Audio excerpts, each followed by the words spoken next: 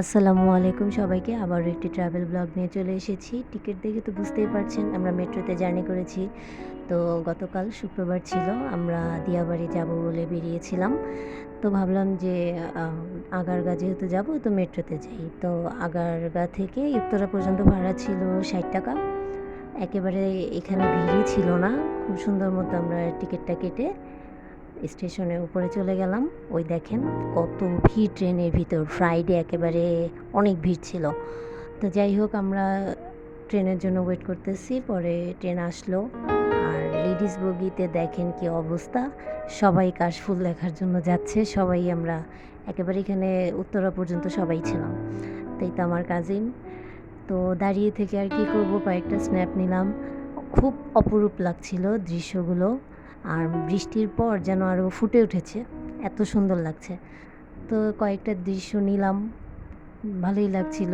যদিও মেট্রোর ভিতর মনে হচ্ছিল রোলার কোস্টারে আছি। খুবই মানে একটু ভয়াবহ অবস্থা, এত ভিড়। তো এই তো আমি। এরপর আমাদের জার্নি শেষ। আমরা নামছিলাম। নামতে, নামতে একটু স্ন্যাপ নিচ্ছি। তারপরে এই তো এখন ভাবলাম একটু ভিডিও করি। ওই তো আমার কাজিন আমার পাশে। তারপর এই জায়গাটা হচ্ছে উত্তরা নর্থ। এখানে নেমেছি আমরা। তো নেমে দেখলাম যে ওই পাশটাতে কাশফুল ছিল। তো কয়েকটা ছবি-টবি তুলে ওই তো আমার এরই মধ্যে আমার ফ্রেন্ড চলে আসছে। তখন আমরা একটু হাঁটাহাঁটি করলাম, পিক তুললাম। এখানে হচ্ছে আপনার ফুচকার দোকান আছে অনেকগুলো। যদিও এইসব দোকানের ফুচকার টেস্ট সেরকম ভালো না। এর আগে আমার খাওয়া হয়েছিল। তাই আর আমি এবার আর টেস্ট করা হয়নি। তো ভাবলাম আমরা একটু ভিডিও করে দেই আমার কাজিনটাকে।